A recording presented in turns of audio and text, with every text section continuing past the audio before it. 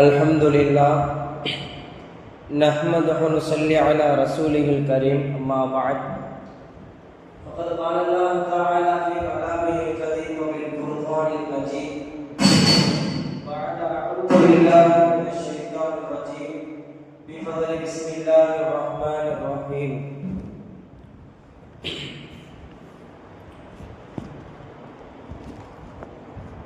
लै यस्तनकिफ़ मसीहु अन यकून अब्दन लिल्लाहि वल मलाइकतुल मुक़र्रबून व मन यस्तनकिफ़ अन इबादतिहि व यस्तक्बिर फयहशुरुहुम इलैहि जमीआ।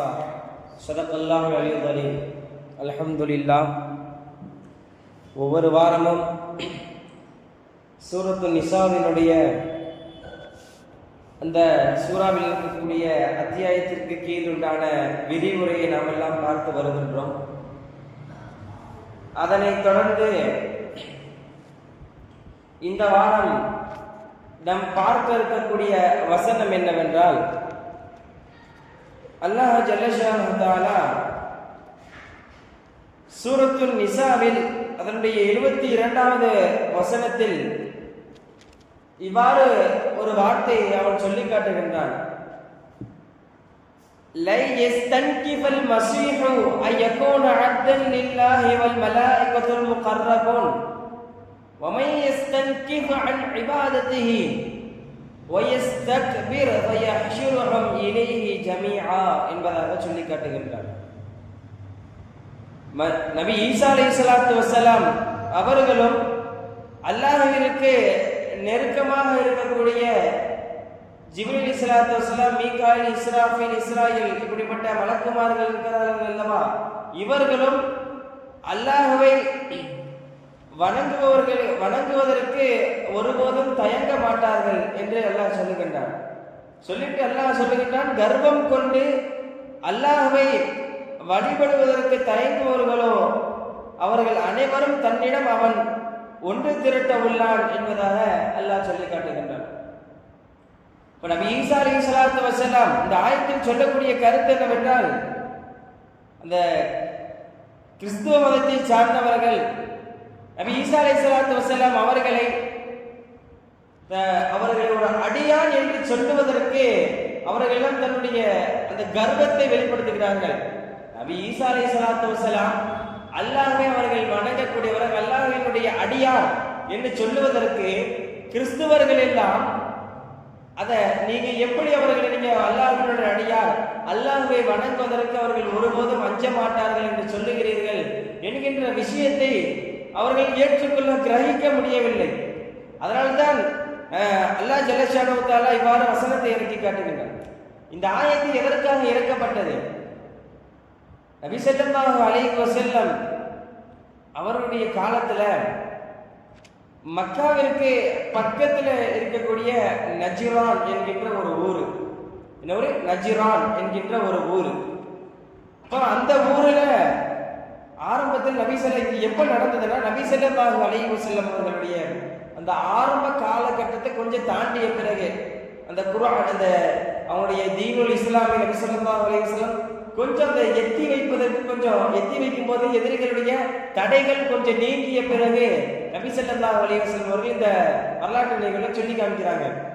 நஜ்ரான் என்கின்ற ஊருக்கு பக்கத்துல நபி ஸல்லல்லாஹு அலைஹி வஸல்லம் இஸ்லாத்தை எத்தி வைக்க போறாங்க. இப்ப இஸ்லாத்தை எத்தி வைக்க போகும் பொழுது நபி ஸல்லல்லாஹு அலைஹி வஸல்லம் அவர்கள் ஈசா அலைஹிஸ்ஸலாத்து வஸ்ஸலாம் அவர்களை பற்றி விவாதம் வருகின்ற பொழுது, அப்போ நபி ஸல்லல்லாஹு அலைஹி வஸல்லம் காலத்துல யகூதிகள் நஸ்ரானிகள் தான் அதிகமாக வசிச்சிருந்தாங்க. அப்பொழுதுதான் இஸ்லாமினுடைய அந்த ஸ்ட்ரென்த் என்பது அதிகமாக கூடிய அந்த தினத்துல, அப்போ அந்த நேரத்துல ஈசா அலைஹிஸ்ஸலாத்து வஸ்ஸலாம் அவர்களை பற்றி விவாதம் வருகிற பொழுது, ஈசா அலைஹிஸ்ஸலாத்து வஸ்ஸலாம் ஒரு நபி தான், அவங்க இறைவன் கிடையாது, அவங்க அல்லாஹ்வினுடைய ஒரு திரு தூதர், பனி இஸ்ரவேலருக்கு இந்த இஸ்லாத்தை எத்தி வைக்க வந்தவர்கள் என்கிற விவாதம் வருகின்ற பொழுது நபி ஸல்லல்லாஹு அலைஹி வஸல்லம் அவர்கள் உறுதியாக இருந்தாங்க. ஈசா அலைஹிஸ்ஸலாத்து வஸ்ஸலாம் அவங்க ஒரு அல்லாஹ்வினுடைய அடியார்கள் தான், அல்லாஹ்வை வணங்குவதற்கு அவர்கள் ஒருபோதும் எவ்வித கவலையும் பட மாட்டார்கள், ஒருபோதும் தயங்க மாட்டார்கள். அந்த விஷயத்தில் நபி ஸல்லல்லாஹு அலைஹி வஸல்லம் தெளிவாக இருந்தார். அப்போ இந்த விஷயத்தை இந்த விவாதத்தில் எத்தி வைக்கும் பொழுது அந்த கூட்டத்தில் இருந்த ஒரு கிறிஸ்தவன் என்ன சொல்றான், நீங்க எப்படி ஈசா அலைஹிஸ்ஸலாத்து வஸ்ஸலாம் அவர்கள் நீங்க ஒரு அல்லாஹ்வினுடைய அடியான் எப்படி சொல்லலாம்? அது கூடுமா? ஒரு மிகப்பெரிய ஒரு அபத்தமான வார்த்தை இல்லையா எப்படி அப்படின்னு சொல்லிட்டு அந்த நஜ்ரான் என்கின்ற ஊருக்குள்ள இருக்கக்கூடிய ஒரு கிறிஸ்தவன் வந்து நபி ஸல்லல்லாஹு அலைஹி வஸல்லம் பார்த்து சொல்றான். அதற்கு நபி ஸல்லல்லாஹு அலைஹி வஸல்லம் பதிலளிக்கிறாங்க, ஏப்பா ஈசா அலைஹிஸ்ஸலாத்து வஸ்ஸலாம் அவர்களே அல்லாஹ்வினுடைய அடியான் என்று சொல்லுவதற்கு ஒருபோதும் தயங்க மாட்டாங்க, எதுவுமே சொல்ல மாட்டாங்க. அதை இல்லாம நீ எப்படி இவ்வாறு சொல்லலாம் என்று சொல்லுகின்ற பொழுது இந்த ஆயத்தை அல்லாஹ் இறக்கி காமிக்கிறான். லயஸ்தன்கிவ மஸீஹு யகூனு அப்தன் லில்லாஹி வ மலாயிகதில் முகர்ரபூன் என்கின்ற வசனத்தை அல்லாஹ் ஜல்ல ஷானஹு தஆலா இறக்கி காட்டுறான். அது மட்டும் இல்ல, அதனுடைய 2வது ஆயத்து 73வது ஆயத்தில் அல்லாஹ் இன்னொரு விஷயத்தையும் சொல்றான். யார் யாரெல்லாம் இந்த உலகில கர்வம் கொண்டு பெருமை அடிக்கிறார்களோ, தன்னுடைய குலம் கோத்திரத்தினுடைய பெருமையை வச்சு பெருமை அடிக்கிறார்களோ அவர்கள் எல்லாம் அல்லாஹ் நாளை மறுமையில் ஒன்று கூட்டுவான் என்பதாக சொல்லிட்டு அடுத்து அல்லாஹ் சொல்லுகிறான், ஃபஅம்மல்லதீன ஆமனூ வ அமிலுஸ் ஸாலிஹாத்தி ஃபயுவஃபீஹிம் உஜூரஹும் வ யஸீதுஹும் மின் ஃபضலிஹி. யார் யாரெல்லாம் அந்த கூட்டத்தில் ஈசா அலைஹிஸ்ஸலாத்து வஸ்ஸலாம் அவருடைய கூட்டத்தில் இருந்து கொண்டு அவர்களுடைய கூட்டத்திலும் இன்றைக்கு இருக்கின்ற நபி ஸல்லல்லாஹு அலைஹி வஸல்லம் அவர்களுடைய அந்த கூட்டத்திலும் யார் அல்லாஹ்வையும் ஈமான் கொண்டு இன்னும் பிற நபிமார்கள் வேதங்கள் இதையெல்லாம் ஈமான் கொண்டு நல்ல அமல்கள் செய்கின்றார்களோ அவர்களுக்கு அல்லாஹ்விடத்தில் மகத்தான முழுமையான கூலி இருக்கிறது, அல்லாஹ் அதை அதிகப்படுத்தி கொடுப்பான் என்பதாக சொல்லி காட்டுகிறார். அடுத்து சொல்லுகிறான், அம்மல்லதீன இஸ்தன்கஃபு வ இஸ்தக்பரு வயுஅத்திபுஹும் அஸாபன் அலீமா வலா யஜிதுன லஹும் மின் தூனில்லாஹி வலிய்யன் வலா நஸீரா என்பதாக சொல்லி காட்டுகிறார். நாளை மறுமையில் யார் யாரெல்லாம் உலகில் ஈமான் கொள்ளாம நல்ல அமல்கள் செய்யாம வேதங்களை எல்லாம் மறுத்துவிட்டு அல்லாஹ்வை மறுத்துவிட்டு நபிமார்களை எல்லாம் கடவுள் என்று வணங்குகிறார்களோ அவர்களை எல்லாம் அல்லாஹ் நாளை மறுமையில் அவர்களுக்கு நோவினை தரக்கூடிய ஒரு மிகப்பெரிய வேதனை இருக்கு என்பதாக சொல்லுகின்றார். நாளை மறுமையில் அவர்கள் எல்லாம் எழுப்பப்படும் பொழுது அல்லாஹ்வை தவிர வேறு யாரும் அவர்களுக்கு உதவி செய்ய இருக்க மாட்டார்கள் என்பதாக அல்லாஹ் ஜல்ல ஷானஹு தஆலா இந்த 72 73வது வசனத்துல அல்லாஹ் சொல்லி காட்டுகின்றார். இந்த கர்வம் கொள்ளுதல் தலக்கணம்னு சொல்லுவாங்க. நான் தான் பெரிய ஆளு, எனக்கு தான் எல்லாம் தெரியும், நான் தான் இந்த உலகத்தில் எல்லாம் அறிஞ்சவன், இப்படிப்பட்ட தலக்கணம் இருக்கு பார்த்தீங்களா? இது யாருக்கு அதிகமாக வருதோ, இப்போ பார்த்தீங்கன்னா நம்ம ஸ்கூலில் படிக்கும் பொழுது ஒரு பையன் என்ன செய்வான், அன்னைக்கு லோ ஸ்டூடெண்ட்டாக இருப்பான், அன்னைக்கு ஏதோ ஒரு 2 கொஸ்டினை எழுதி எக்ஸ்ட்ரா டீச்சர்ட்ட எழுதி ஒரு நல்ல பேர் வாங்கியிருப்பான். பாருங்கடா எல்லாரும் இந்த பசங்க இந்த பையனை மாதிரி இருக்கடான்னு அன்னைக்கு டீச்சர் சொல்லிடும். அந்த சொன்ன உடனே அந்த பையனுக்கு உள்ளுக்கு வருதுல அது ஒரு இது இருக்கு பார்த்தீங்களா, பரவாயில்லடா நம்ம இன்னைக்கு ஏதோ 2 எழுதிட்டோம், நம்ம தானே பெரிய ஆள், அந்த ஒரு சிந்தனை வரும் பார்த்தீங்களா? இதுதான் தலக்கணத்தினுடைய ஆரம்பம்னு சொல்றாங்க இமாம் பெருமக்கள். தலக்கணத்தினுடைய ஆரம்பம் எப்போ, யாரேனும் நம்மள ஒரு 2 விஷயத்த பாராட்டி பேசிட்டாங்க, ஒரு 2 விஷயத்த நம்மள சொல்லிட்டாங்க, அப்ப நம்மளுக்கு வரும். பார்த்தீங்கன்னா பக்கத்து வீட்டில் இருக்க கணவர் தான் ஒய்ஃப்கிட்ட, பாரு பக்கத்து வீட்டுக்காரன் நம்ம வீட்டுக்காரன் இருக்கிறான், அவன் ஒய்ஃபு தன்னுடைய புருஷனுக்கு எவ்வளவு அழகா சமைச்சு போடுது, நீயும் இருக்கிய. இந்த மாதிரி விதத்துல தன் பக்கத்து வீட்டுக்கார விஷயத்தை கம்பேர் பண்ணி தன்னுடைய பொண்டாட்டிய ஒரு நல்ல விதமா பேசும் பொழுது தந்த மனைவிமார்களுக்கு கொஞ்சம் இது வரும், பரவாயில்ல பக்கத்து வீட்டுக்காரன் நம்ம கணவன்கிட்ட பெரிய ஆள் ஆயிட்டோம், ரைட்டு. இந்த இப்படிப்பட்ட ஒரு சிந்தனைகள் இருக்கு பாத்தீங்களா? இது கர்வம்னு சொல்றாங்க, கர்வத்தினுடைய ஒரு ஆரம்ப நிலைன்னு சொல்றாங்க. இப்போ தற்பெருமை கர்வம் இஸ்தக்பர் அப்படின்னு அல்ல, இஸ்தக்பரு அப்படின்னு எல்லாம் சொல்லி காட்டுறான், தற்பெருமை அப்படின்னு சொல்லி காட்டுறான். இப்போ அப்படின்னா என்ன? பெருமானார் ஸல்லல்லாஹு அலைஹி வஸல்லம் அவர்கள் டெஃபினேஷன் கொடுக்கிறார்கள். அல் கிப்ரு பெருமை, தற்பெருமை என்றால் பதருல் ஹக் உண்மையை மறுத்தல். ஒருத்தர் நம்ம சில உண்மைகளை சொல்றான், நம்ம இவங்க தான்ப்பா இந்த விஷயங்களை செஞ்சவங்க, இதெல்லாம் வரலாற்றுல பதிவு செய்ய, இப்படி சில உண்மைகளை ஒருத்தர் நம்மகிட்ட சொன்னா அதை மறுக்கிறது. இந்த நபர் தான்ப்பா நல்லா பெரிய ஆளுப்பா, நல்லா படிக்கக்கூடிய நல்ல திறமைசாலி அப்படின்னு சொன்னா, இவனா எனக்கு வேற வேலை வெட்டியே தெரியாது, சின்ன வயசுல இருந்து என் கூட சுத்திட்டு இருக்கான்.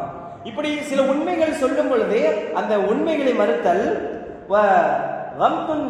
என்பதாக சொல்லி காட்டுகின்றது. அதாவது பிற மக்களை கேவலமாக நினைப்பது. நம்ம கீழே கொஞ்சம் நமக்கு ஒருத்தர் நம்முடைய ஸ்டேட்டஸ் கொஞ்சம் தீர தலை குளிச்சுட்டா போதும், அவனை பார்த்து ஏய் கூடா நீ என் காலுக்கு அடியில தான்டா, நீ எனக்கு தகுதியே, உனக்கு எனக்கு நீ என்னோட அடிமட்டக்காரன்டா அப்படின்னு சொல்லி மட்டம் தட்டி விடுவோம் பார்த்தீங்களா? இப்படி செய்வதும் கிபுரு என்பதாக, தற்பெருமை என்பதாக சொல்லுகின்றார்கள். இப்போ நமக்கு வரணும் இஸ்லாத்தினுடைய ஒரு வழிமுறை உண்டு. என்னன்னு தெரியுமா? நமக்கு நிகராக உள்ளவங்களா நம்ம வாழ்க்கையில உயரணும்னு சொன்னா ஒரு தத்துவம் சொல்லி கொடுப்பாங்க. நம்ம வாழ்க்கையில உயரணும்னு சொன்னா என்னைக்குமே நம்முடைய மேல இருக்கிற கீழே இருக்கணும் பார்க்கணும், மேல இருக்கணும் பார்க்கணும். நம்ம இன்னும் இவனை போன்று வரலையடா, இவனை மாதிரி வரணும்டா அப்படின்னு சொன்னா கீழே இருக்கணும் பார்க்க கூடாது. இது இஸ்லாத்துல ஒரு தத்துவம் சொல்லி கொடுப்பாங்க. இப்போ தனக்கு இல்லையோ இருக்குதோ என்னமோ ஒண்ணு தெரியல, தனக்கு கீழே உள்ளவனை என்னைக்கு நம்ம தட்டி பேசிடக்கூடாது. ஒருத்தர் குடும்பத்துல வசதி வாய்ப்பே இல்லையா, நம்மகிட்ட நிறைய வசதி வாய்ப்புகள் இருக்கிறது, அப்போ அவனை தட்டி பேசிடக்கூடாது. இஸ்லாத்தினுடைய ஒரு முக்கியமான விஷயம், அல் முஸ்லிமோ அகல் முஸ்லிம், ஒரு முஸ்லிம் பிற முஸ்லிமுக்கு சகோதரனை போன்று. உன் சகோதரனுக்கு நீ என்ன விரும்புறியோ, உன்னுடைய உள்ளத்துக்கு உள்ள என்ன விரும்புதோ அது போலதான் உன்னுடைய சகோதரனுக்கு விரும்பணும். உன் அண்டை வீட்டுக்காரன் விரும்பணும். உன்னுடைய படிப்புல கூடவே நீ படிப்புல கீழவே அப்படின்னா யாரும் கிடையாது. எல்லாருக்கும் அல்லாஹ் ஒரே போன்றுதான் மூளையை படைத்திருக்கின்றான். ஆனால் எப்படி இவர்கள் உயருகின்றார்கள், இவர் தாழ்ந்துகின்றார்கள் என்று பார்த்தால் அவர்கள் ஏற்ற முயற்சிகளை வைத்தான். இப்ப பாத்தீங்கன்னா ஸ்கூல்ல ஒருத்தர் டாப்பரா இருப்பான், ஆனா அல்லாஹ் அவனுக்கு ஒரு அளவு தான் மூளை கொடுத்துருப்பான். இன்னொருத்தர் இருப்பான் ஒரு அடிமட்டத்தில் இருப்பான். இவங்க ரெண்டு பேத்துக்கு பார்த்தா அல்லாஹ் ஒரே மாதிரி தான் மூளையை கொடுத்துருப்பான். மாத்தி கொடுத்தா அல்லாஹ் நீதமானவன் இல்லாமல் ஆகி போமே. இப்போ அல்லாஹ் ஒரே போலதான் எல்லாத்துக்கும் மூளையை கொடுத்துருக்காங்க. அவன் எப்படி டாப்பரா வரான், எப்படி லோல வரான் அப்படின்னு பார்த்தா இவர்கள் ஒரு கொஸ்டினை படிக்கணும்னு சொன்னா பல மணி நேரமும் முயற்சி பண்ணியிருப்பான். இவன் ஒரு கொஸ்டினை படிக்கணும்னு சொன்னா ஒரு வாட்டி 2 வாட்டி தான் முயற்சி பண்ணியிருப்பான். இந்த ஒரு சில முயற்சிகளின் காரணமாகத்தான் அவன் டாப்பரே இவன் லோயரே என்கின்ற தரத்தை பிரிச்சு காமிக்கிறான். அப்போ அந்த இடத்துல அந்த உயர்ந்திருப்பவன் நினைச்சிடக்கூடாது, உன்னால ஒண்ணுமே படிக்க முடியாதுடா, அந்த சிந்தனை ஏற்பட்டு விட கூடாது என்பதாக சொல்லி காட்டுகிறார்கள். நபி ஸல்லல்லாஹு அலைஹி வஸல்லம் தற்பெருமையை பற்றி ஹதீஸில் சொல்லும் பொழுது இவ்வாறு சொல்லி காட்டுகிறார்கள். இப்னு மஸ்ஊத் ரலியல்லாஹு அன்ஹு அவர் அறிவிக்கக்கூடிய ஹதீஸ், லா யதுகுலுல் ஜன்னத மன் கான ஃபீ கல்பிஹி மிஸ்கால தர்ரத்தின் மினல் கிபர். நபி ஸல்லல்லாஹு அலைஹி வஸல்லம் சொன்னார்கள், யாருடைய உள்ளத்தில் ஒரு அணு அளவு தற்பெருமை இருக்குதோ அவர் சுவனத்தில் நுழைய மாட்டார் என்று சொன்னார்கள். கொஞ்சம் ஒரு சொட்டு தன் உள்ளத்துல பெருமை, இவனை விட நான் பெரிய ஆளுடா, எல்லா விதத்திலும் பெரிய ஆளுடா, இவனுக்கு தாழ்ந்தவனா அப்படின்னு நினைச்சுட்டானா அது கிபுரு. மற்றவங்க மட்டும் தட்டி பேசுறது, மற்றவங்க கேவலமா நினைக்கிறது. அப்படி இப்படிப்பட்டவர்கள் ஒரு சொட்டு உள்ளத்தில் ஒரு சொட்டு இருந்தாலும் கூட அவர் நாளை சுவனத்தில் நுழைய மாட்டார்கள் என்பதாக நபி ஸல்லல்லாஹு அலைஹி வஸல்லம் சொல்லி காட்டுகின்றார்கள். அடுத்து பெருமானார் சொன்னார்கள், அடுத்து இதோடு ஒரு விஷயம். அப்ப அந்த சஹாபிகள் எல்லாம் நபி ஸல்லல்லாஹு அலைஹி வஸல்லம் قال رجل, நபி ஸல்லல்லாஹு அலைஹி வஸல்லம் மனிதர் கேட்டார், இன்ன ரஜுல் யுஹிப்பு அன் யகூன ஸௌபஹு ஹஸனா வ நஅலஹு ஹஸனா. யா ரசூலல்லாஹ், நான் நல்லா ட்ரெஸ் அணிஞ்சிருக்கேன், நல்லா செப்பல் போட்டிருக்கேன், இதுவும் தற்பெருமையில வருமா என்று கேட்ட பொழுது பெருமானார் ஸல்லல்லாஹு அலைஹி வஸல்லம் சொன்னார்கள், இன்னல்லாஹ ஜமீலுன் யுஹிப்பு ஜமாலா, நிச்சயமாக அல்லாஹ் அழகானவன், அழகையே விரும்பக்கூடியவன். ஒருத்தர் நல்லா ட்ரெஸ் போட்டிருக்கான், அப்ப இது பெருமையில வருமா? அப்ப மற்ற இன்னொருத்தர் பார்த்தா கொஞ்சம் பார்த்தா ஒரு கிழிஞ்ச ட்ரெஸ் போட்டிருக்காங்க. இப்ப இதை கம்பேரிசன் வச்சு சஹாபால் கேட்கிறாங்க, யார சொல்ல இதுவும் தற்பெருமையில வருமானு கேட்டாங்க. இல்லப்பா, அது அல்லாஹ் உனக்கு கொடுத்த ஒரு ரஹ்மத், அல்லாஹ் உனக்கு கொடுத்த கிஃப்ட். நீ உன்னுடைய ஆடைகளில் அலங்காரம் செய்வது, உன்னுடைய செருப்புகளில் அலங்காரம் செய்வது அது கிபுருக்குள்ள வராதுன்னு சொன்னாங்க ஸல்லல்லாஹு அலைஹி வஸல்லம் அவர்கள். இன்னைக்கு பெருமை, தற்பெருமை இன்னைக்கு பார்த்தீங்கன்னா பணக்காரன், இன்னைக்கு எல்லாருக்கும் பிரிவினை வந்துருச்சு. பணக்காரன், ஏழை, டாப்பரு, லோயரு, வசதி வாய்ப்பு உள்ளவன், வசதி வாய்ப்பு இல்லாதவன், இப்படி பிரிவினைகள் பல உண்டாயிருச்சு இல்லையா? உண்மையா இல்லையா? கிளாஸ்ல ஒருத்தன் நல்லா படிச்சா அவனுக்கு டீச்சர் தனிப்பட்ட முறையில் ஒரு கிஃப்ட் எல்லாம் கொடுக்கும். ஒருத்தன் லோ ஸ்டூடெண்டா இருந்தா அவனுக்கு டீச்சர் உனக்கு படிக்கவே நேரம் இல்லை, உட்காந்து படினான்றோம். ஒருத்தன் காசு செல்வாக்கு விஷயத்துல அதிகமா இருந்தான்னு சொன்னா அவன் செல்வாக்கு இல்லாத பார்த்து மதிக்க மாட்டான். இன்னைக்கு பாக்குறோம், ஒருத்தனுக்கு சலாம் சொல்றது கூட நம்ம ஆள் அடையாளம் பார்த்து தான் சலாம் சொல்றோம். ஒரு ஹாஜியாரு பணக்காரரா இருந்தா அவரை பார்த்தாலே அஸ்ஸலாமு அலைக்கும் வரஹ்மத்துல்லாஹி வபரகாத்துஹு பெருசா சொல்லுவோம். ஆனா அதே காசு பணம் இல்லாதவன் அவனை பார்த்தா நெஞ்சில மட்டும் கை வச்சு சொல்லி முடிச்சு போயிட்டே இருப்போம், அஸ்ஸலாமு அலைக்கும், அவ்வளவுதான், அதுக்கு மேல சொல்ல மாட்டோம். இப்போ ஒரு சலாமை கூட நம்ம எல்லாம் ஆளு அடையாளம் பார்த்தா சொல்றோம். நபி ஸல்லல்லாஹு அலைஹி வஸல்லம் அருமையான ஒரு வழிமுறையை கற்றுக் கொடுத்திருக்கிறார்கள். நம்மகிட்ட மற்றவங்களை பேசும்பொழுது நமக்கு தற்பெருமை வரக்கூடாது, தலக்கணம் வரக்கூடாது, கர்வம் வரக்கூடாது. அதுக்கு நம்ம என்ன பண்ணணும்? நபி ஸல்லல்லாஹு அலைஹி வஸல்லம் சொன்னார்கள், சலாம் சொல்லு. ஒருத்தர் பேசும் பொழுது நீங்கள் சலாம் சொல்லி பேசுங்கள், உங்களிடத்தில் பெருமை என்பது நீக்கப்பட்டு விடும் என்பது சொன்னார்கள். இப்போ ஒருத்தர் பேசுறோம், பேசும்போது நமக்கு தலக்கணம் வரக்கூடாது, அந்த இடத்துல அந்த பெருமை என்கின்ற இந்த சிந்தனை வரக்கூடாது. நான் பெரிய ஆளு, நீ தாழ்ந்தவன், என்கிட்ட நிறைய இருக்கு, உன்கிட்ட ஒண்ணுமே இல்லை, இப்படின்ற சிந்தனை உங்கள்கிட்ட மற்றவங்கள்ட்ட பேசும் பொழுது வரக்கூடாது என்று சொன்னால், நீங்க யார்கிட்ட பேசினாலும் சலாமை கொண்டு ஆரம்பிங்கள் என்பதாக நபி ஸல்லல்லாஹு அலைஹி வஸல்லம் அவர்களுக்கு நமக்கெல்லாம் ஒரு அருமையான வழிமுறையை சொல்லி காட்டினார்கள். அடுத்த ஒரு ஹதீஸ்ல பெருமானார் ஸல்லல்லாஹு அலைஹி வஸல்லம் சொல்கிறார்கள், நபி ஸல்லல்லாஹு அலைஹி வஸல்லம் அவர்கள் நிச்சயமா ஒரு மனிதர் சாப்பிட்டுட்டு இருக்காரு. சாப்பிட்டுட்டு இருக்கும் பொழுது அவர் எந்த இடது கையில சாப்பிட்டுட்டு இருக்காரு, இடது கையில சாப்பிட்டுட்டு இருக்காரு. அப்போ பெருமானார் ஸல்லல்லாஹு அலைஹி வஸல்லம் பார்த்துட்டு, பா இடது கையால சாப்பிடாதப்பா, நல்ல வலது கையில சாப்பிடுப்பா அப்படின்னு சொல்றாரு. இப்போ பெருமானார் அந்த மனிதர் சொல்றாரு, என்னால முடியாது யாரும் சொல்ல அப்படின்றாரு, என்ன முடியாது அப்படின்றாரு. இப்போ உடனே பெருமானார் ஸல்லல்லாஹு அலைஹி வஸல்லம் சொல்றார்கள், இப்படி நான் சொல்லியும் மறுக்கிற பாத்தியா, இதற்கெல்லாம் உனக்கு நிலைமையாக்கியது உன்னுடைய தற்பெருமைன்னு சொன்னாங்க ஸல்லல்லாஹு அலைஹி வஸல்லம். இப்போ உன்னை கெடுக்கிறது என்ன தெரியுமா? உன்னுடைய பெருமை, ஒன்றுக்கு இந்த கர்வம், ஒன்று ஆணவம். அபூஜஹல் யார்? அபூஜஹல் இஸ்லாத்தினுடைய எதிரி அபூஜஹல். இந்த அபூஜஹல் என்ன செய்யறான்னா, அவருடைய அபூஜஹலுடைய வரலாற்றில் பதிவு செய்யக்கூடிய ஒரு விஷயம், மக்காவினுடைய இருட்டு நேரம், இரவு நேரத்தில் அபூஜஹலும் இன்னொரு ஒரு நபரும் பேசிக்கிட்டு இருக்காங்க. பேசிக்கிட்டு இருக்கும் பொழுது அந்த அபூஜஹலோடு இருந்து இன்னொரு நபர் கேட்கிறாரு, பா நம்ம ஊருக்கு முகமதுன்னு உங்களுடைய அன்னை மகன் வந்திருக்காரு, அபூஜஹலுக்கு ரசூலுல்லாஹ் அன்னை மகன் அந்த முறை வருது. அப்போ உங்களுடைய அன்னை மகன் பார்த்தோன்னா ஏதோ இஸ்லாத்தில் ஒன்று கொண்டு வரான், குர்ஆன் ஒன்று கொண்டு வராப்புல, ஏதோ வஹீன்னு இறக்கி சொல்றாங்க, இதெல்லாம் என்னப்பா உனக்கு தெரியுமா, முகமது என்ன சொல்றது உண்மையா அப்படின்னு கேட்ட பொழுது, அப்போ அபூஜஹல் முன்னாடி திரும்பி பார்த்துட்டு ஒரு வார்த்தை சொன்னான். அபூஜஹல் என்ன சொன்னான் தெரியுமா? வல்லாஹி மா கதிப முஹம்மதுன் கத்துன், முஹம்மத் என்னுடைய அன்னை மகன் முஹம்மது ஒருபோதும் பொய் சொல்லல, அவர் உண்மையை மட்டும்தான் சொல்றாரு என்றாங்க சொன்னார். அப்புறம் ஏன் அபூஜஹல் இஸ்லாத்தை ஏற்கல?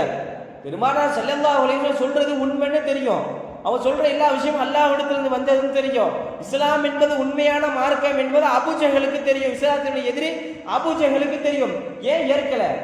அவன் தந்திருந்த எங்க நம்ம இஸ்லாத்தை ஏற்கிட்டா இந்த எங்களோட அன்னை மகனுக்கு கீழே நான் கட்டுப்பட்டு நடந்துருவனும், அவனுக்கு கீழே கட்டுப்பட்டு நடக்கிற ஒரு நிலைமை ஏற்பட்டுரும், என்னுடைய எங்க அப்பா எங்க தாத்தா எங்களோட முப்பாட்டை பூட்டையெல்லாம் இந்த கட்டி காத்து இந்த சிலை வணக்கம் போயிடும், எங்களுடைய குளம் கோத்திரத்துடைய பேரு எல்லாம் போயிடும். அந்த ஐயாமுல் ஜாஹிலின்னு சொல்லக்கூடிய அந்த மடத்தனம், அந்த ஒரு மடமைத்தனம் அவனை விடல, அபூஜஹலை விடல. அந்த கர்வத்தனம் எங்க விட்டா நான் தான் பெரியல, இந்த குறைஷி குலத்திற்கு நான் ஒரு பெரிய ஒரு முக்கியமான ஒரு ஸ்தாபகர், நான் அந்த இஸ்லாத்தை ஏற்று போயிட்டேன்னு சொன்னா என்னுடைய குறைஷி குலத்தினுடைய அந்த முக்கியமான நிலையிலிருந்து, முக்கியமான அங்கத்திலிருந்து நான் தூக்கப்பட்டுருவேனே.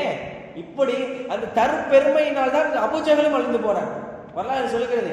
ஏன் அபூஜஹல் இஸ்லாம் என்பது உண்மை தெரியும், ஏன் அழிஞ்சு போனான்? இந்த தற்பெருமை அவனை இஸ்லாத்தை ஏற்க விடல, தற்பெருமை ஏற்க விடல. ஐயாமுல் ஜாஹிலியால யார் யாரெல்லாம் இருந்தார்களோ அவர்களில் எல்லா நபர்களும் இஸ்லாத்தை ஏற்றார்கள்.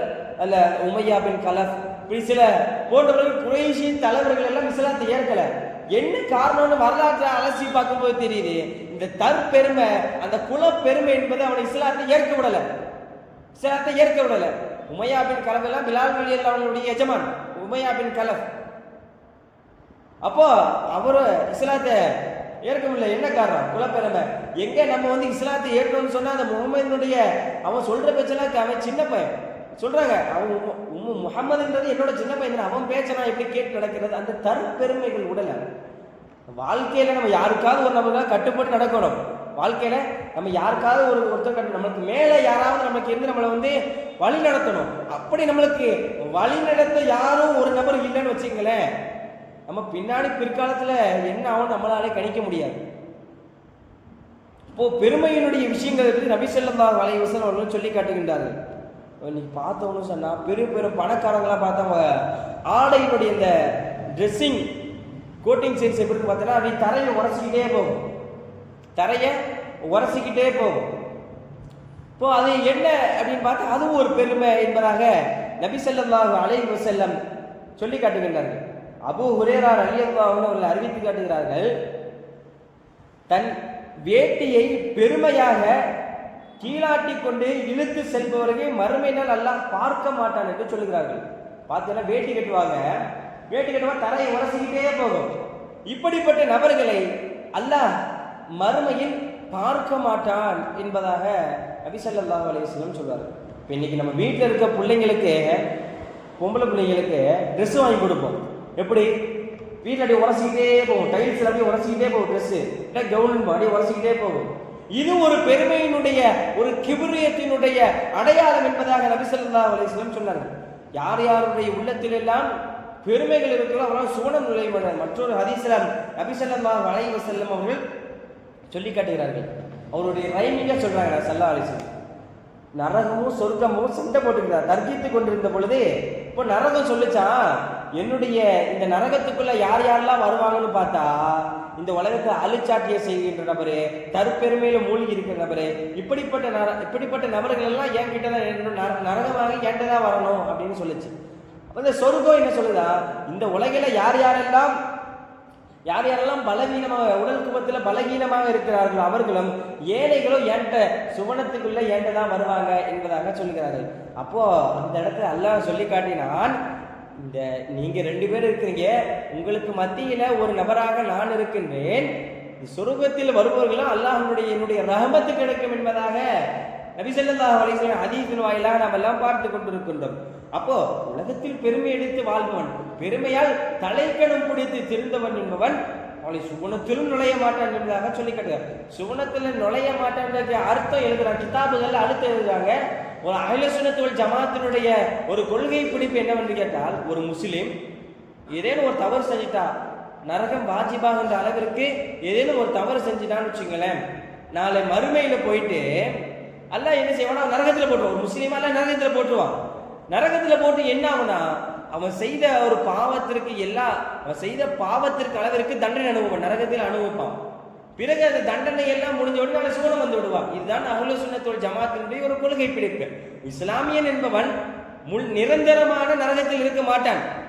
அவன் செய்த அந்த தண்டனைக்குரிய அந்த தண்டனை எல்லாம் அனுபவித்து விட்டு நாளை சுவனத்திற்கு வருவான் என்பதாக நபி ஸல்லல்லாஹு அலைஹி வஸல்லம் அவர்கள் சொல்லி காட்டுகின்றார்கள். தற்பெருமை பிடித்து திரிபவர்கள் எத்தனை நபர்கள், கொஞ்சம் நம்ம நினைச்சு பார்க்கணும். இந்த இடத்துல எத்தனை நபர்கள் நம்முடைய வீடு, அக்கம் பக்க வீடுகளில், இன்னும் கொஞ்சம் சொல்ல போனா தன்னுடைய ஸ்டேட்டஸ்ன்பாங்க, என்னுடைய கௌரவம், என்னுடைய ஸ்டேட்டஸ், இவன்ட்ட நான் எப்படி பழகிறது, இவன்ட்ட என்ன இருக்கும், என்ன பழக சொல்றீங்க. ஒரு ஊர்ல பெரிய செல்வந்தரா இருப்பாரு, பெரிய செல்வந்தர். அந்த செல்வந்தருக்கு சொந்தக்கார யாருன்னு பார்த்தா அந்த ஊரில் இருக்கிற ஒரு ஏழை. அந்த செல்வந்தர்கிட்ட போய் கேட்டாங்களா, இந்த ஊர்ல மிக ஏழ்மையில வறுமையில வஞ்சிக்கப்பட்டு கொண்டிருக்காரு, இவங்க சொந்தம் தானே? ஆமா என் சொந்தம் தான். இவங்க ஏன் கவனிக்கல? இல்லை அவன்கிட்ட தான் ஒண்ணுமே கிடையாது, நான் இருக்கிற தகுதிக்கும் தராதாரத்துக்கும் நான் எப்படி அவன்கிட்ட பழகிறது? இப்படி ஒரு பெருமை சில நபர்களுக்கு இன்றைக்கு உலகில ஒரு பெருமை. என்கிட்ட இருக்கும் சொத்து பத்துக்கும், என்கிட்ட இருக்க காரு பைக்கு பிடிக்கிற ஆடம்பர சில விஷயங்களுக்கும் நான் எப்படி இதெல்லாம் இல்லாத பழகிறது? இன்னும் பார்த்தீங்கன்னு சொன்னா, நம்ம வீட்டில் கல்யாணம், இப்போ பணக்கார கல்யாணம் சொன்னா நம்ம பக்கத்து வீட்டுக்கார ஏழையா இருப்பான், அவனை கூட கூப்பிட மாட்டோம். ஏன்னா அவன்கிட்ட தான் ஒண்ணுமே இல்லையே, இவன் என் வீட்டோட பக்கத்துக்காரன்னு சொன்னா எனக்கு அசிங்கமாகுமே. அப்படி நினைக்காதீங்க பார்த்தவர்களே. யாராக இருந்தாலும் இந்த உலகில் ஒரு மனிதன் தான் கோடி கோடியாக செல்வம் வைத்து வாழ்பவனும் ஒரு நாள் மண்ணுக்குள்ளதான் போயாகணும். ஒண்ணுமே இல்லாம இந்த வாழ்க்கையை ஒருவேளை சோத்துக்கு வழி இல்லாம கூட வாழ்பவனும் அந்த மண்ணுக்குள்ளதான் போகணும். இந்த ஒரு தத்துவத்தை நல்லா புரிஞ்சு வச்சுங்க. அடுத்து அல்லாஹ் ஜல்லஷானஹு வ தஆலா 74வது வசனத்தை அல்லாஹ் ஒரு விஷயத்தை சொல்லி காட்டுகின்றான். யா அய்யுஹல்லதீன ஆமனு கத் ஜாஅக்கும் புர்ஹானு மின் ரப்பிக்கும் வ அன்ஸல்னா இலைக்கும் நூரம் முபீனா ஃபஅம்மல்லதீன ஆமனு பில்லாஹி வஅதஸிமு பிஹி ஃபஸயதுகுலுஹும் பிரஹ்மத்தி மின்ஹு வ ஃபضل வயஹ்தீஹிம் இலா ஸிராத்தம் முஸ்தகீமா என்பதாக அல்லாஹ் ஜல்லஷானஹு தஆலா சொல்லி காட்டுகின்றான். ஈமான் கொண்ட விசுவாசிகளே, நிச்சயமாக உங்கள் இறைவனிடமிருந்து உங்களுக்கு சான்று வந்துவிட்டது, தெளிவாக ஒளியும் உங்களுக்கு நாம் அருளியுள்ளோம் என்பதாக சொல்றான். நிச்சயமா அல்லாஹ் நமக்கு ஒரு இதை கொடுத்திருக்கான். என்னன்னு பார்த்தா குர்ஆன் ஒரு மிகப்பெரிய ஒரு அற்புதமான, இந்த உலகத்தில் இருக்கக்கூடிய எல்லா விஷயங்களையும் விட சிறந்தது இந்த குர்ஆன். அடுத்து அல்லாஹ் ஜல்ல ஷானஹு தஆலா சொல்லி காட்டுகின்றான், ஃபஅம்மல்லதீன ஆமனூ, எனவே யார் அல்லாஹ்வின் மீது நம்பிக்கை கொண்டு அவனை இறுக்கி பற்றி பிடித்துக்கொள், யாரெல்லாம் அல்லாஹ்வை நம்பி இருக்கிறீங்களோ அவங்களெல்லாம் அந்த குர்ஆனுடைய விஷயங்களை தெளிவா இருக்க டைட்டா பிடிச்சுங்க அப்படின்னு அல்லாஹ் சொல்றாங்க. அவர்களை தனது கருணையிலும் தயவிலும் அல்லாஹ் நுழைய வைப்பான். அல்லாஹ் அதை மறுமை நீங்க மட்டும் நீ குர்ஆனுடைய விஷயம், இந்த குர்ஆனுடைய அந்த ஃபசாஹத்தை, அதனுடைய இருக்க விஷயங்களை நல்லா விளங்கி தன்னுடைய வாழ்க்கையில போட்டு நீங்க டைட்டா பிடிச்சி வச்சுக்கங்க. அப்படி யாரெல்லாம் வச்சுக்கிறீங்களோ அவங்களுக்கு அல்லாஹ் நாளை அவனை சுவனத்தின் நுழைய வைப்பான்னு சொல்றான். சுலைத்தில் நுழைந்து விடுவீர்களே அவங்களை நான் சுலைத்தில் நுழைய வைப்பான் அப்படின்னு சொல்றான் என்பதாக அல்லாஹ் ஜல்ல ஷானஹு தஆலா சொல்லி காட்டுகின்றான். குர்ஆனினுடைய இந்த உலகத்தில் பார்க்கிறோம் பெரிய பெரிய அறிவியல் ஆராய்ச்சியாளர்கள் எல்லாம் அவர்கள் எல்லாம் ஒரு விஷயம் அறிவியல் ஆராய்ச்சியை தேடுறாரு. ஒரு விஷயம் கிடைக்கலன்னு வச்சுக்கல, அவங்க தேடக்கூடிய இடம் இந்த குர்ஆன். ஒரு மாற்று மதத்தை சார்ந்தவர் நிறைய விஷயத்தை தேடுவாங்க. இந்த இஸ்ரோ இங்கெல்லாம் போய் பார்த்தீங்கன்னா அவங்களுடைய அறிவியல் கண்டுபிடிப்பு கூடத்தில் வைத்திருக்கிறது அது குர்ஆனை வச்சு, குர்ஆனை தர்ஜுமா வச்சு ஆராய்ச்சி பண்ணுவாங்க. என்றால் குர்ஆனில் இல்லாத விஷயம் நீங்க எதையும் சொல்லிட முடியாது. குர்ஆன் இந்த விஷயம் இல்லை. குர்ஆனை ஒரு வரலாற்று புத்தகம் பார்த்தா அது வரலாற்று புத்தகம், ஒரு அறிவியல் சம்பந்தமாக புத்தகம்னு பார்த்தா அது அறிவியல் சம்பந்தமாக புத்தகம், ஒரு கலைகள் ஒரு மொழி சம்பந்தமான ஒரு வார்த்தை சம்பந்தமான புத்தகம்னு பார்த்தா வார்த்தை, ஒரு டிக்ஷனரின்னு பார்த்தா இந்த டிக்ஷனரி, இப்படி எல்லா கலைகளையும் உள்ளடக்கிய ஒற்றை ஒரு புத்தகம் இந்த குர்ஆன். இந்த குர்ஆனை தவிர வேறு எந்த புத்தகம் கிடையாது. அவ்வளவு ஒரு மகத்தான விஷயங்களை நபி ஸல்லல்லாஹு அலைஹி வஸல்லம் அவர்கள் சொல்லி காட்டுகின்றார்கள். நபி ஸல்லல்லாஹு அலைஹி வஸல்லம் அவர்கள் சொன்னார், ஹதீஸில் சொல்லி காண்பிப்பார்கள், இக்ரஅல் குர்ஆன ஃபஇன்னஹு யஅதி யௌமல் கியாமத்தி ஷஃபீஅல் லிஸாஹிபி லிஅஸ்ஹாபிஹி என்பதாக சொல்வார்கள். குர்ஆனை இக்ரஅல் குர்ஆன், குர்ஆனை ஓதுங்க, நீங்க குர்ஆனை ஓதுனீங்க அப்படின்னு சொன்னா என்ன நன்மை தெரியுமா? என்ன நன்மை தெரியுமா? நாளை மறுமையினுடைய நாளில் அந்த குர்ஆன் என்பது உங்களுக்கு சிபாரிசு செய்யும். சுப்ஹானல்லாஹ், எவ்வளவு பெரிய வார்த்தைன்னு பாருங்க. நாளை மறுமையில யா அல்லாஹ் இந்த அடியான் உன்னுடைய கலாம் ஷரீஃபை ஓதி இருக்கிறான், உன்னை நினைவு கொண்டு குர்ஆனை ஓதிக்கிட்டே இருந்தா, அதிகமா குர்ஆன் ஓதி இருக்கிறான், இவனை நீங்க சுவனத்தில் நுழைய வச்சிடுயா அல்லாஹ்னு சொல்லிட்டு இந்த குர்ஆன் நாளை மறுமையில் உங்களுக்காக சாட்சி சொல்லும் என்பதாக நபி ஸல்லல்லாஹு அலைஹி வஸல்லம் சொல்லி காண்பிப்பார்கள். அதற்குத்தான் இந்த ஹத்தமுல் துஆவினுடைய அந்த ஹத்தமில் குர்ஆன்ல முழுசுமா ஒரு 30 ஜுஸ் ஓதி முடிச்சுட்டு அந்த இறுதியா ஒரு துஆ ஓதுவாங்க பார்த்திருக்கீங்களா? ரமலான் மாதத்துல اللهم اجعل لنا في الدنيا قرينا وفي القبر مونسا وعلى الصراط نورا وفي الجنة رفيقا என்பதாக ஓதும். அது வரக்கூடிய வார்த்தை இது. اللهم اجعل لنا قرآنا في الدنيا قرينا, யா அல்லாஹ் இந்த குர்ஆனை எங்களுக்கு உலகிலே ஒரு நண்பனாக ஒரு நெருக்கமாக ஆக்கிறேன். وفي القبر مونسا, இந்த கபர்ல எங்களுக்கு ஒரு ஒளிமயமாக ஆக்கிறேன். தான் வரலாற்றுல பதிவு செய்வாங்க, யார் இந்த உலகில் அதிகமாக குர்ஆன்களை ஓதுகின்றார்களோ, இந்த குர்ஆனை அதிகமாக யார் இந்த உலகிலே ஓதுகின்றார்களோ, நாளை கபர்ல அந்த மனுஷனை கொண்டு போய் வச்சிருவாங்க. அதிகமாக குர்ஆன் ஓதுனார்ல அந்த மனிதன் கபர்ல கொண்டு போய் வச்சிருவாங்க. கபர்ல கொண்டு போய் வச்சு விட்டு கேள்வி கணக்கெல்லாம் முடிஞ்ச வழக்குகள் போயிடுவாங்க. அப்போ ஒரு ஒளி என்பது அந்த மனிதன்கிட்ட வருமா? அதிகமாக குர்ஆன் ஓதுனார்ல, அப்ப அந்த மனிதன் அந்த ஒளி வருமா? அந்த ஒளி வந்த உடனே அந்த மனிதர் கேட்பாரு, யாருப்பா நீனு இப்படி வரியே கேட்ட பொழுது, அப்ப அந்த ஒளி சொல்லுமா, நீதான்ப்பா இந்த உலகில் என்ன அதிகமா ஓதுனவன், நான் தான் குர்ஆன் என்பதாக சொல்லும். நீ இந்த உலகில் என்ன அதிகமா ஓதுனல்ல, உன் வேலை நேரம் போக மிச்ச நேரத்தில் உள்ள என்ன ஓதுனல்ல, அதுக்கு நான் உனக்கு துணையா இருப்பதற்கான இந்த கபருக்கு வந்திருக்கிறேன்பான்னு சொல்லும். நீ நல்லா தூங்கு, உனக்காண்டி நான் உன் கூட நான் பேசிக்கிட்டே இருக்கேன் அப்படின்னு சொல்லுவான். வரலாற்றுல பதிவு செய்கிறார்கள். அப்போ குர்ஆன் என்பது நீங்கள் ஓதுனீர்கள், தெளிவாக ஓதுனீங்க. அது மட்டும் இல்ல, குர்ஆனை ஓதிய நபர்கள் சொல்லுகிறார்கள், குர்ஆன் நபி ஸல்லல்லாஹு அலைஹி வஸல்லம் ஹதீஸை சொல்லி காண்பார்கள், குர்ஆன் நீங்க ஓதுனீங்க, அதன்படி அமல் செஞ்சுட்டீங்க, நீ குர்ஆனை ஓதி அமல் செய்ததனால உங்களுடைய பெற்றோர்களுக்கு நாளை மறுமையில் கண்ணியம் செய்யப்படும் என்பதாக சொல்வார்கள். மன் கரஅல் குர்ஆன வ அமில பிமா ஃபீஹ், யார் குர்ஆனை ஓதி அதன் பிரகாரம் அமல் செய்கின்றார்களோ, உல்பிக வாலிதாவு யௌமல் கியாமத்தி தாஜம் மின் நூரிஹி என்பதாக நபி ஸல்லல்லாஹு அலைஹி வஸல்லம் சொல்லி காண்பார்கள். இந்த குர்ஆன் நீங்க ஓதிட்டீங்க, ஓதி அமல் செஞ்சீங்க பாத்தீங்களா, அந்த ஓதி அமல் செஞ்ச நபருடைய பெற்றோர்கள் இருக்கிறார்கள் அல்லவா, அந்த பெற்றோர்களுக்கு நாளை மறுமையில் ஒளியினால் ஆன ஒரு கிரீடம் அணிவிக்கப்படும் என்பதாக நபி ஸல்லல்லாஹு அலைஹி வஸல்லம் ஒரு சொல்லி காண்பார்கள். எவ்வளவு ஒரு மகத்தான ஒரு கண்ணியம் பாருங்க. இன்னைக்கு நம்ம புள்ள ஸ்கூல்ல ஏதோ ஒரு போட்டியில சேர்ந்து வெற்றி பெற்றுருச்சு. இந்த போட்டியில சேர்ந்து வெற்றி பெற்ற உடனே அந்த ஷீல்டு கொடுக்கக்கூடிய அந்த ஒரு ஆனுவல் டேன்னு வச்சு ஷீல்டு கொடுப்பாங்க. அந்த நாள் வரும் பொழுது நம்முடைய பிள்ளைங்களுக்கு ஷீல்டு கொடுப்பாங்க. ஷீல்டு கொடுக்கும் பொழுது இந்த நல்ல பிள்ளையை பெற்றெடுத்த பெற்றோர்கள் நீங்களும் வாங்கன்னு சொல்லி உங்களுக்கு ஒரு சால்வையை பத்தி விட்டா பெற்றோர்களாகிய உங்களுக்கு எப்படி இருக்கும்? அந்த கூட்டத்தில் பார்த்தீங்கன்னா உங்க பக்கத்து வீட்டுக்காரன் உட்காந்துருப்பான், உங்க எய்த்த வீட்டுக்காரன் உட்காந்துருப்பான், உங்க சொந்த பந்தங்கள் அந்த கூட்டத்தில் உட்கார்ந்துருக்கும். அப்போ அந்த நிலைமையில உங்களுக்கு எப்படி இருக்கும் கொஞ்சம் நினைச்சு பாருங்க. அது போலதான் நீங்க இந்த இந்த இந்த காலகட்டத்தில் உங்களுடைய பிள்ளைகளுக்கு நீங்கள் குர்ஆனை ஓத கற்றுக் கொடுத்து அதன் பிரகாரம் உங்களுடைய பிள்ளைகள் அமல் செய்துன்னு வச்சுங்களேன், நாளை மறுமையில் அல்லாஹ் உங்களை கண்ணியப்படுத்துவான் என்பதாக நபி ஸல்லல்லாஹு அலைஹி வஸல்லம் அவர்கள் சொல்லி காட்டுகின்றார்கள். இன்றைக்கு பெற்றோர்களுடைய நிலைமை எப்படி ஆகிப்போச்சு தெரியுமா? என் புள்ள நல்லா படிக்கணும், நிறைய பெரிய அரசு அதிகாரி ஆகணும், பெரிய பெரிய துறையில போய் உட்காரணும் என்ற பெற்றோர்கள் இந்த ஒரு விஷயத்தை நினைச்சு பார்க்கணும். வாங்க லட்ச லட்சமா கட்டி நம்ம படிக்க வைக்கிறோம், வாங்குற டிகிரிகளும் வாங்குற மார்க்கும் என் கபருக்கு வரப்போகுதா அப்படின்னு கணக்கு வைக்கணும். பெருமானார் ஸல்லல்லாஹு அலைஹி வஸல்லம் ஹதீஸில் சொல்லி காண்பிப்பார்கள், இதா மாத்தல் இன்சானு இன்கதஅ அமலுஹு இல்லா மின் ஸலாஸ். ஒரு மனிதன் மரணித்து விட்டால் எல்லா விஷயங்களும் அவனிலிருந்து துண்டிக்கப்பட்டு விடும், 3 விஷயங்களை தவிர என்று சொன்னார்கள். ஒன்று சதக்கத்துன் ஜாரியா, நிரந்தரமான தர்மம், இவ்வுலகில் அவன் விட்டு சென்றிருக்க நிரந்தரமான தர்மம்.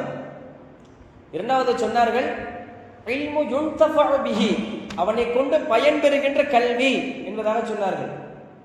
மூன்றாவது சொன்னார் வலதுன் சாலிஹுன் யதுஉ லஹு, அந்த நீங்கள் மரணித்த பிறகு உங்களுக்காண்டி துஆ செய்யக்கூடிய பிள்ளை என்று சொன்னார்கள் ஸல்லல்லாஹு அலைஹி வஸல்லம் அவர்கள். உங்களுடைய பிள்ளை துஆ செய்யணும், உங்களுக்காண்டி நீங்கள் மரணித்த பிறகு உங்களுக்காண்டி கபருக்கு முன்னாடி வந்து 2 சொட்டு அழுது ஒரு யாசீனை ஓதி உங்களுக்காண்டி துஆ செய்ய வேண்டும் என்று சொன்னால், இந்த சின்ன வயதில் பசுமரத்து ஆணி போல் அவருடைய உள்ளங்களில் பதியக்கூடிய வயதில் அவர்களுக்கு நீங்கள் குர்ஆனை ஓத கற்றுக் கொடுக்க வேண்டும். இன்னைக்கு நம்ம பிள்ளை கேட்கறதெல்லாம் வாங்கி கொடுக்குறோம். பிள்ளை அவன் காரு கேட்டால் கார் வாங்கி கொடுக்குறோம், மொபைல் ஃபோன் கேட்டால் மொபைல் ஃபோன் வாங்கி கொடுக்குறோம், பைக்கு கேட்டால் பைக் வாங்கி கொடுக்குறோம், நல்லா ட்ரெஸ்ஸு கேட்டால் ட்ரெஸ் வாங்கி கொடுக்குறோம். அதுபோல உங்களுடைய பிள்ளைகளுக்கு நீங்கள் குர்ஆனை ஓத கற்றுக் கொடுப்பதற்கு நீங்கள் வழியிடுங்கள். இன்னைக்கு எத்தனையோ நபர்கள், ஆனால் நம்மளுக்கு இந்த குர்ஆனுடைய அத்தியாவசியத்தை பற்றி தெரியலை, நம்மளுக்கு இந்த குர்ஆனுடைய அத்தியாவசியத்தை பற்றி தெரியல. ஆனால் நம்முடைய எதிரிகளுக்கு இதை பற்றி இந்த குர்ஆன்னா என்ன, இதில் என்னென்ன விஷயங்கள் எல்லாம் இருக்கு, இதனுடைய அத்தியாவசியம் என்ன என்பதை நம்மளுடைய எதிரி அதிகமாக தெரிஞ்சிருப்பான். யகூதிகள் எல்லாம் சேர்ந்து ஒரு மீட்டிங் போடுறாங்க. ரொம்ப காலத்தை நான் சொல்றதெல்லாம் ஆரம்ப காலகட்டம், இஸ்லாத்தை வீழ்த்த வந்த அந்த காலகட்டத்தில் இப்போ யகூதிகள் எல்லாம் சேர்ந்து ஒரு மீட்டிங் போடுறாங்க. ஒரே ஒரு டாபிக்கு கீழே பல மணி நேரமும் ஒரு மீட்டிங். என்ன டாபிக்? இந்த இஸ்லாமியர்களை எப்படி வீழ்த்துவது, அதான் டாபிக். அப்போ நிறைய நேரம் பண்ணி பார்க்குற ஒன்றும் வரல. அப்போ அந்த கூட்டத்தில் இருந்த ஒரு யகூதியை சார்ந்த ஒரு அறிஞர், அவன் பேரு கிளாட்சன். அப்ப சொல்றா என்ன ஒரு வார்த்தை தெரியுமா? இஸ்லாமியர்களை நீங்க அழிக்கணும்னு பார்த்தா நீங்க 3 விஷயம் செய்யணும். ஒண்ணு, அந்த பெற்றோர்கள், இஸ்லாமிய பெற்றோர்கள் தன்னுடைய பிள்ளைகளை டெய்லியும் குர்ஆனை கற்றுக்கொள்வதற்காண்டி டெய்லியும் காலையில பள்ளிவாசலுக்கு ஒன்று அனுப்பிச்சு வைக்கிறாங்க, அதை நீங்க தடுக்கணும். 2வது, பெரும் ஆலி மதரசாக்கள் இருக்கு பார்த்தீங்களா, குர்ஆனை கற்றுக் கொடுக்கக்கூடிய, ஹதீஸ்களை கற்றுக் கொடுக்கக்கூடிய ஆலி மதரசாக்கள் இருக்குல்ல, இதை நீங்க அடிச்சு ஒழிக்கணும்.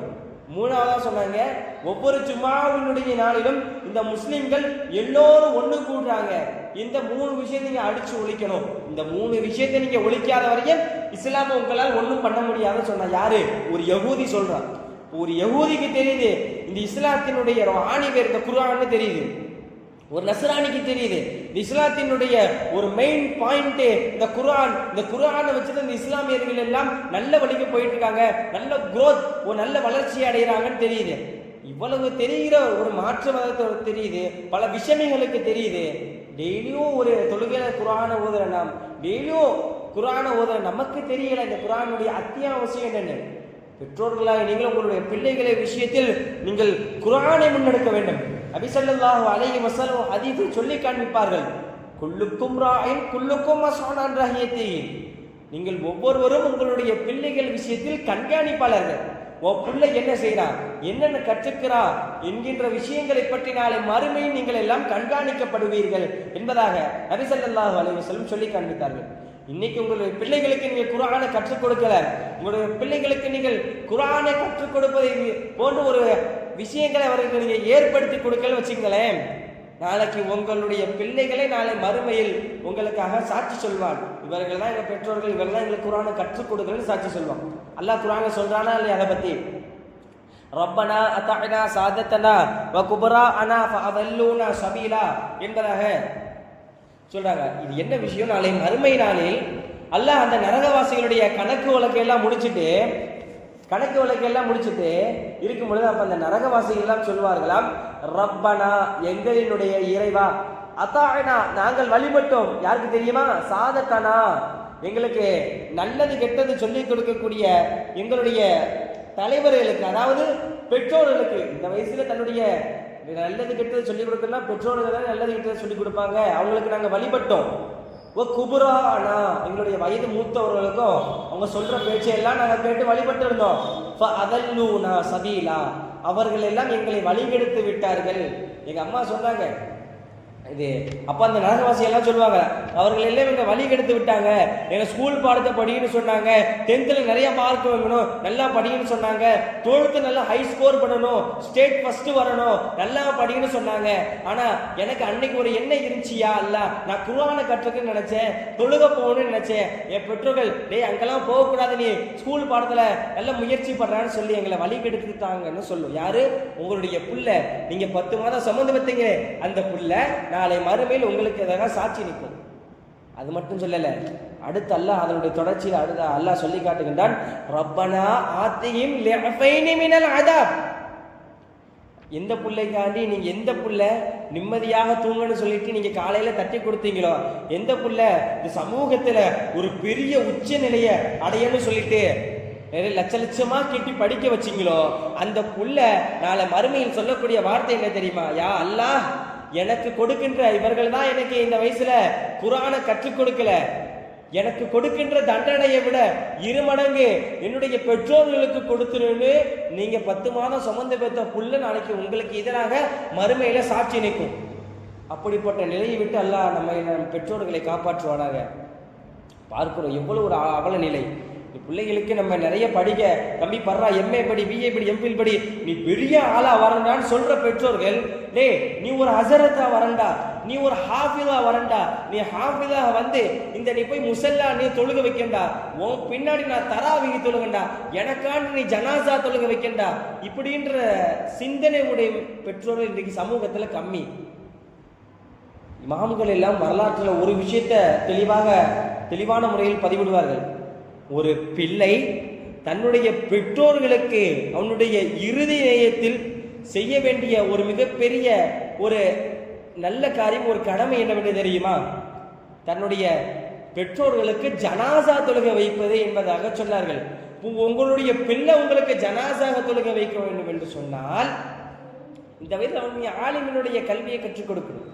அதுக்குன்னு உங்களுடைய உலக படிப்பெல்லாம் வேணான்னு சொல்லல. உங்களுடைய பிள்ளைகளை எம்ஏ படிக்க வைங்க, எம்ஃபில்டு படிக்க வைங்க, ஒரு பிஏவா ஆக்குங்க, ஒரு கலெக்டர் ஆக்குங்க. ஆனால் அது எல்லாம் குர்ஆனினுடைய தொடர்போடு ஆக்குங்கன்னு தான் நான் சொல்றேன். உள்ள கலெக்டர் ஆகிறானா, கலெக்டர் ஆகும்போது அவனுக்கு எல்லா இஸ்லாமை பத்தி விஷயம் தெரிஞ்சிருக்கான்னு பார்க்கிறோம். அவனுக்கு ஃபிக்ஹ் மசாயில் தெரிஞ்சிருக்கா, நபி ஸல்லல்லாஹு அலைஹி வஸல்லம் பத்தி சில ஹதீஸ்கள் தெரிஞ்சிருக்கா, குர்ஆன் ஓத தெரிஞ்சிருக்கா, குர்ஆன்ல சில விஷயங்களை மனனம் செஞ்சிருக்கிறானா என்பதாக நம்ம எல்லாம் வந்து செக் பண்ணணும். இந்த நிலையோடு உங்களுடைய பிள்ளைகளை நீங்கள் எங்கு வேணாலும் அனுப்புங்கள், உங்களுடைய பிள்ளை வழி தவற மாட்டான். குர்ஆனினுடைய தொடர்போடு, அந்த குர்ஆனுடைய சிந்தனையோடு உங்களுடைய பிள்ளைகளை எந்த ஒரு உச்ச நிலையும் அடைவீங்கள், உங்களுடைய பிள்ளை வழி தவற மாட்டான். நபி ஸல்லல்லாஹு அலைஹி வஸல்லம் சொன்னார்கள், ஹைருக்கும் மன் தஅல்லமல் குர்ஆன வ அல்லமஹு. உங்களில் சிறந்தவர் யார் என்று தெரியுமா? உங்களில் சிறந்தவர் யார் என்று தெரியுமா? குர்ஆனை தானும் கற்று மற்றவர்களுக்கு கற்றுக் கொடுப்பதுதான் உங்களில் சிறந்தவர் என்பதாக நபி ஸல்லல்லாஹு அலைஹி வஸல்லம் சொன்னார். அது மட்டும் சொல்லல, மற்றொரு ஹதீஸ்ல சொல்வார்கள், இப்னு அப்பாஸ் ரலியல்லாஹு அன்ஹு குர்ஆனை கற்றுக் கொடுப்பது என்பது பெற்றோர்கள் மீது ஒரு கடமை. இப்னு அப்பாஸ் ரலியல்லாஹு அன்ஹு நபி ஸல்லல்லாஹு அலைஹி வஸல்லம் அவர்களிடத்துல போய் கேட்பார்கள், யா ரசூலல்லாஹ், ஒரு பிள்ளை தன்னுடைய பெற்றோருக்கு என்னென்னலாம் கடமை செய்யணும், என்னெல்லாம் கடமை என்பது எங்களுக்கு தெரியும். ஆனால் ஒரு பெற்றோர் தன்னுடைய பிள்ளைகளுக்கு என்னென்னலாம் செஞ்சு கொடுக்கணும், அப்படிப்பட்ட கடமை எங்களுக்கு சொல்லுங்கன்னு சொன்னோனே பெருமானார் ஸல்லல்லாஹு அலைஹி வஸல்லம் மூணு விஷயத்தை சொன்னாங்க. ஒண்ணே ஐயா ஹுசைன் இஸ்மம், நல்ல பேர் வைக்கணும், பிள்ளை பிறந்துட்டாலும் நல்ல பேர் வைக்கணும்.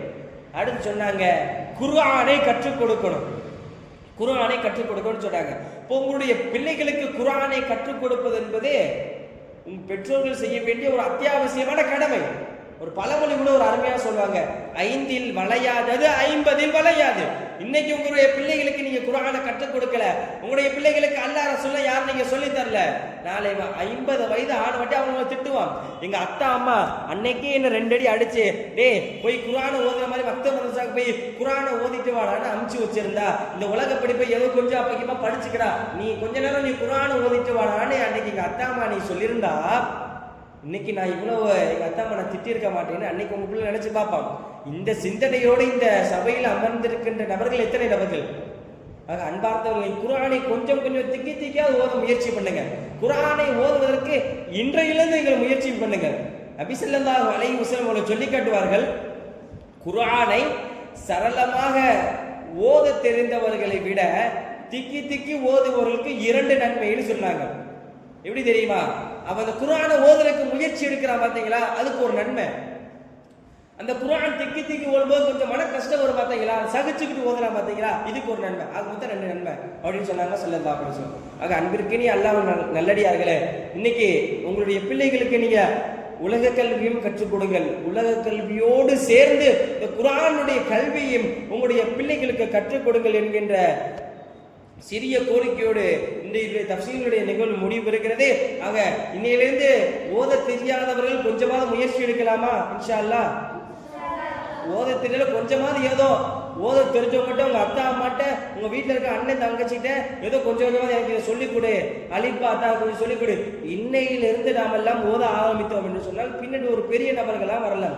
நபி ஸல்லல்லாஹு அலைஹி வஸல்லம் சொன்னார்கள், யார் ஒரு குர்ஆனை மனனம் செய்த ஒரு ஹாஃபிதுக்கு பெருமானா சொல்லுவாங்க, இப்படி சொல்லுவாங்க, யார் குர்ஆன் மன் கரஅல் குர்ஆன வ இஸ்தல்ஹரஹு, யார் குர்ஆனை ஓதி அதை மனனம் செய்கின்றார்களோ, மனனம் செய்த ஹாஃபில் ஓதி மனனம் செய்கிறார்கள், ஃபஹல்லிலுல் ஹலால வ ஹரிமுல் ஹராம, அந்த குர்ஆனுடைய விஷயங்கள் ஹலாலை ஹலாலாக்கி ஹராமை ஹராமாக்கி எந்த ஒரு ஹாஃபில் இருக்கிறாரோ அந்த ஹாஃபிலுடைய அந்தஸ்து என்னன்னு தெரியுமா?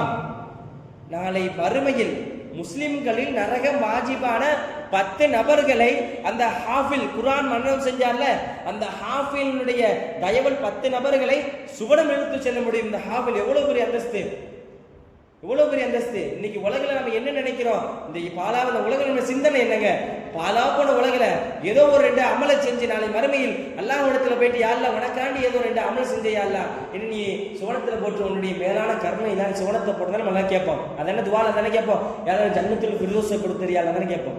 இன்னைக்கு உங்களுடைய பிள்ளைகளை நீங்க ஹாஃபில் ஆக்கிட்டீங்கன்னு சொன்னா உங்களுடைய பிள்ளைகளுடைய தயவோடு உங்களுடைய பிள்ளைகளோட ஷஃபாஅத்தோடு நீங்க சுவனம் நுழைஞ்சிடலாம்.